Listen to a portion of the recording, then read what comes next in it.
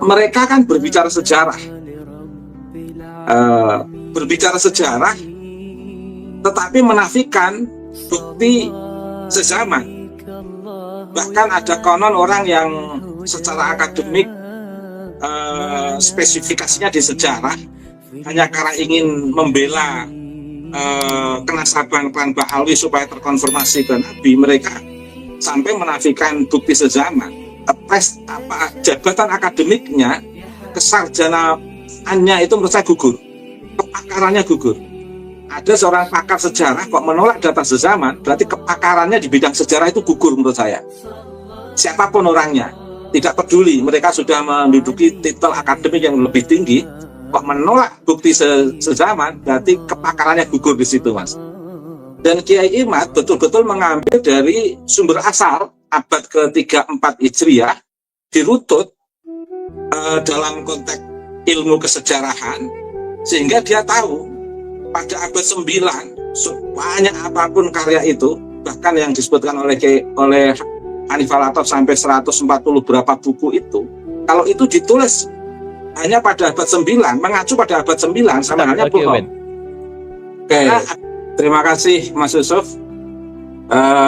Rasa hormat saya untuk Dr. Ribut sekarang dalam posisi di Sudan, sehingga kategorinya adalah ilmuwan luar negeri yang sedang diskusi sama kita malam ini, Mas Yusuf.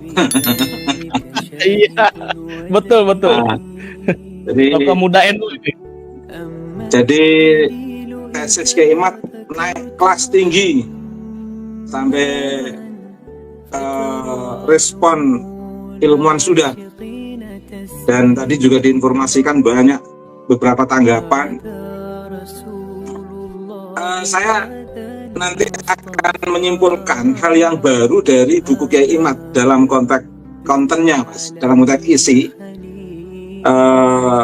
Tetapi sebelum saya menyampaikan hal yang baru itu, saya ingin mengapresiasi Kiai Imad melalui kisah pertanyaan beberapa teman yang diajukan kepada saya.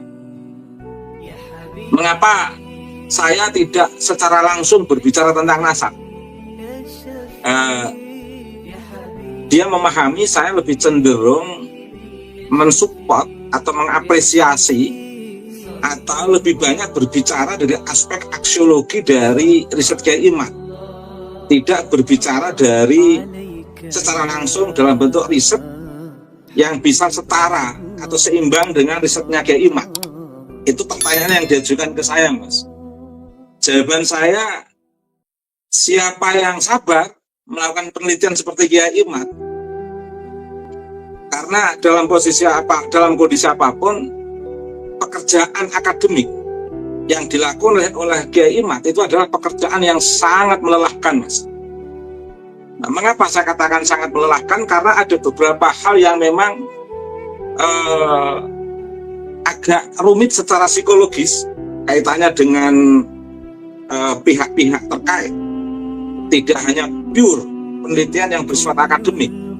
Contoh misalnya begini, ketika kita ditanya oleh seseorang, mana bukti pembatalan pada abad ketiga, 4, 5, 6, 7, 8, nah, itu kan rumit bagi saya menjawab, Mas. Saya tidak akan merasa sabar jawab itu.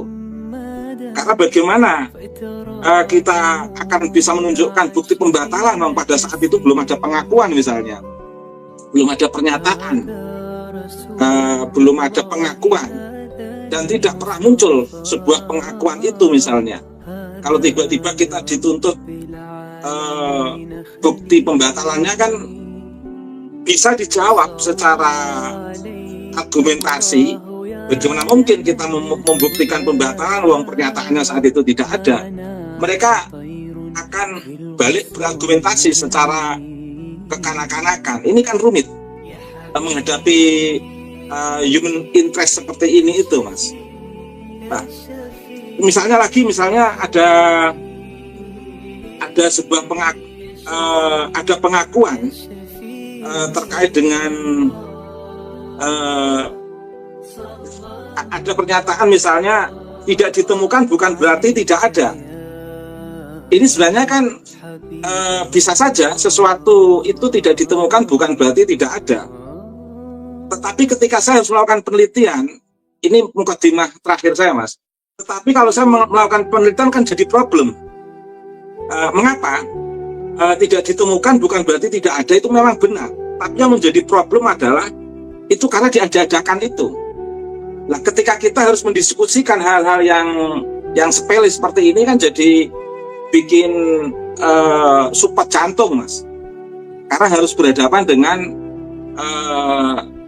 apologetik atau alibi-alibi yang bersifat tidak akademik hanya karena ingin mengarah pada glorifikasi dan interpolasi ini. Dan masih banyak lagi, Mas. Termasuk lagi yang terakhir misalnya mereka kan berbicara sejarah, tetapi menafikan bukti sezaman. Bahkan ada konon orang yang secara akademik spesifikasinya di sejarah hanya karena ingin membela kenasaban klan Bahalwi supaya terkonfirmasi ke Nabi, mereka sampai menafikan bukti sezaman. Ini kan bikin support jantung, Mas. Makanya saya kalau berbicara kenasaban, mengapa tidak secara langsung meneliti kenasaban? Karena ada hal-hal yang memang bikin support jantung kalau kita melakukan penelitian, berhadapan dengan orang-orang yang notabene berbicara sejarah tapi menolak bukti sezaman misalnya.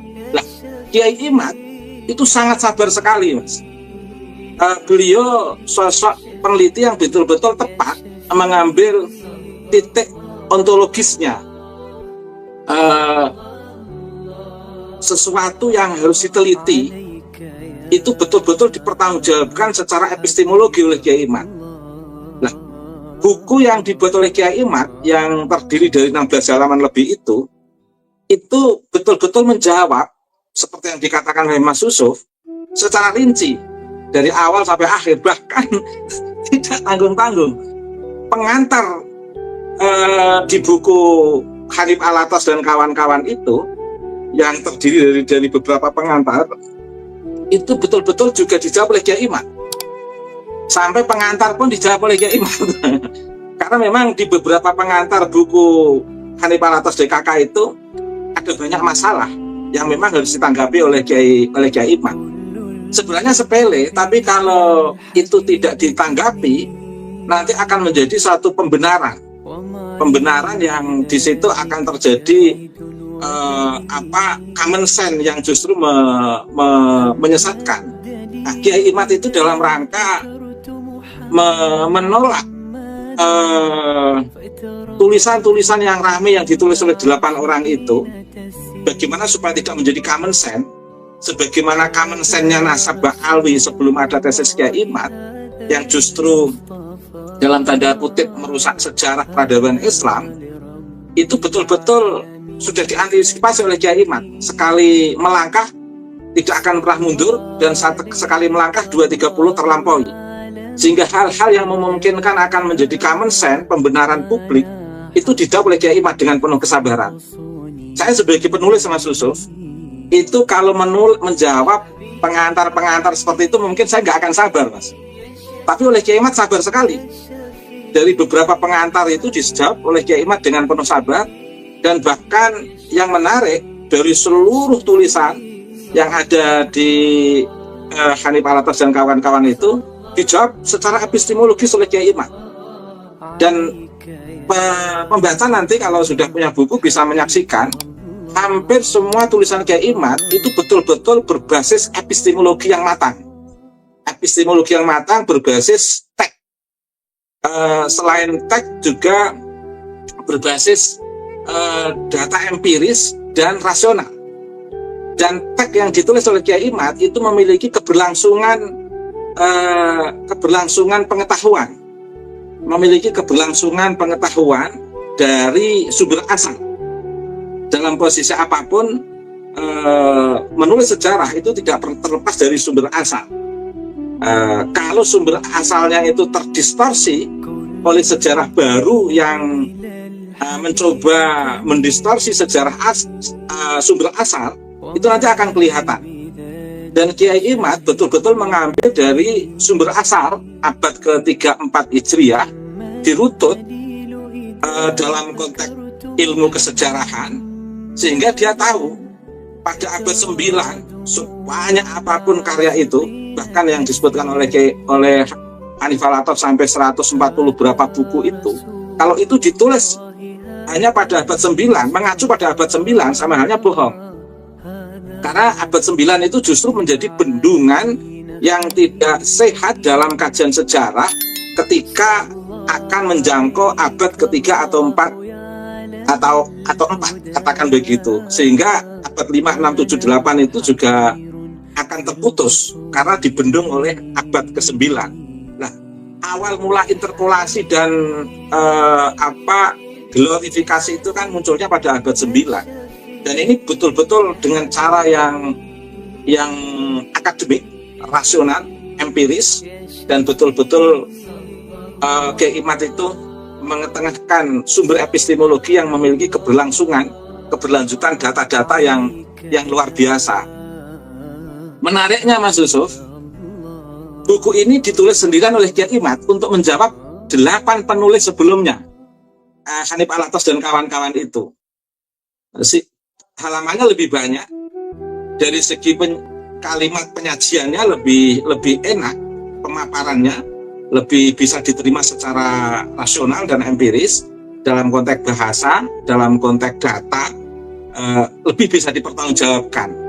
Karena dan bahkan ada beberapa teks yang dijadikan dasar oleh Hanif Al-Athaf untuk menguatkan kenasaban, justru dari kajian Kiai Imad itu adalah data yang justru melemahkan kenasaban Pak Alwi, dan itu bisa dilacak sendiri di buku itu. Itu menariknya. Oke, sebagai pengantar penutup Mas, ada 3 hal yang baru dari buku itu. Tadi saya juga mencoba konfirmasi ke Kiai Imaduddin Utsman. Yang pertama adalah seluruh manuskrip Gus Rumail dibongkar kepalsuannya oleh Kiai Imad di buku itu Mas. Ini yang menarik itu. Kemudian yang kedua, yang baru dari buku Kiai Imaduddin Utsman adalah kemampuan Kiai Imaduddin Utsman membedah kaidah-kaidah nasab yang kesimpulannya semuanya membatalkan Pak Alwi Mas. Itu sumber epistemologi yang luar biasa itu menurut saya. Literasinya sangat matang Kiai Imad dalam konteks kesejarahan. Bahkan kalau saya boleh mengatakan, ada seorang sejarawan hanya karena ingin membela Pak Alwi kok di situ dia menolak data sejaman. Kalau menurut saya jabatan akademiknya, kesarjanaannya itu menurut saya gugur, kepakarannya gugur. Ada seorang pakar sejarah kok menolak data sejaman, berarti kepakarannya di bidang sejarah itu gugur menurut saya. Siapapun orangnya, tidak peduli mereka sudah menduduki titel akademik yang lebih tinggi, kok menolak bukti sejaman, berarti kepakarannya gugur di situ Mas. Dan yang saya temukan yang ketiga, yang terakhir dari kelebihan atau hal yang baru dari tulisan Kiai Imaduddin Utsman adalah di situ Kiai Imad mampu mencontohkan interpolasi atau penambahan kata di manuskrip kitab Tobaqat Al-Khawas di situ Mas. Itu sebagai pengantar, nanti bisa kita kembangkan dalam diskusi. Makasih Mas Yusuf.